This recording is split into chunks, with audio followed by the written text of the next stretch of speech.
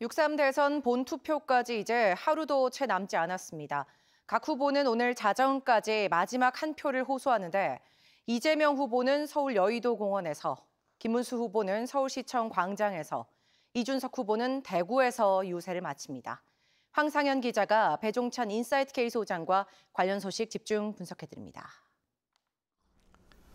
6.3 대선 이제 그 끝이 보입니다. 배 소장님. 예. 숨가쁘게 달려온 지난 22일간의 선거운동 어떻게 평가하세요? 그렇습니다. 이제 우리 국민들이 어떤 선택을 하느냐에 따라서 대한민국의 운명이 달려 있는 것이고요. 결국 선택은 유권자입니다. 새 대통령 또 대통령으로서 국민 통합 또 경제 또 위기 국면에서의 회복을 위한 또 대통령으로서의 책임과 역할을 다해야 되겠죠. 처음이 그렇듯이 마지막 유세도 그 의미가 클 텐데요. 이재명 후보는 서울 여의도, 김문수 후보는 서울시청 광장, 이준석 후보는 대구에서 유세를 마칩니다. 어떤 의미로 봐야 할까요? 이재명 후보는 내란 정권을 교체하는 중대한 선거다라는 것을 강조하는 것이고, 김문수 후보는 대한민국의 미래를 위해서는 자신을 선택해야 된다는 것을 이제 강조하는 것일 테고요.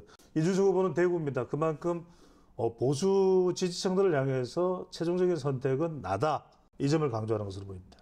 자, 선거 막판에 터져나온 각 당의 네거티브 공세, 유권자들의 표심에 어느 정도 영향을 미쳤을까요? 글쎄 영향을 안 미친다고 할 수는 없겠죠. 무엇보다도 이런 것들을 우리는 블랙 스완 이벤트, 일종의 예기치 못했던 변수라고 이야기를 합니다. 이준석 후보의 또 토론회에서의 여성 신체 발언, 표현, 그리고 유시민 작가의 또 설난영 여사에 대한 이 직격, 독설, 이런 부분들이 적어도 5에서 7%포인트의 영향을 미쳤을 테고, 특히 이제 본투표의 투표율이 어떻게 되느냐가 이런 네거티브의 영향을 받을 수 있기 때문에 결코 무시할 수 없는 요인으로 볼 수 있겠습니다. 어느 선거보다 TK에 대한 후보들의 관심과 애정이 높았던 것 같습니다. TK는 사전투표율도 낮았던 만큼 본투표의 표심이 어디로 가느냐에 관심이 쏠리는데 어떻게 전망하세요? 사전투표율이 상대적으로 낮았습니다. 그러니까 지켜보게 되는 것은 본투표율이 얼마나 높은가. 보수층의 결집을 의미하는 행보로 박근혜 전 대통령의 서문시장 방문이 있었습니다. 결과적으로는 최종투표율이 지난 대선보다 높다. 그렇다면 다시 한 번 더 보수층 결집의 의미가 담겨 있는 것일 테고요. 지난 대선보다도 최종투표율을 비교해 봤을 때 낮다. 이러면은 대구 경북에는 보수 이 정당 또 보수 세력의 대한 평가가 상당히 좀 박하게 나오는 부분으로 평가할 수 있겠습니다.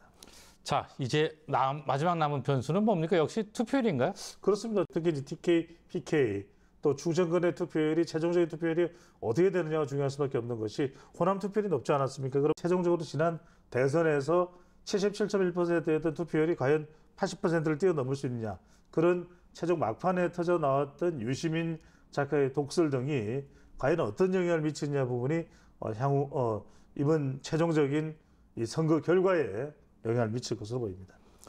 네, 오늘 여기까지 듣겠습니다. 고맙습니다. 감사합니다.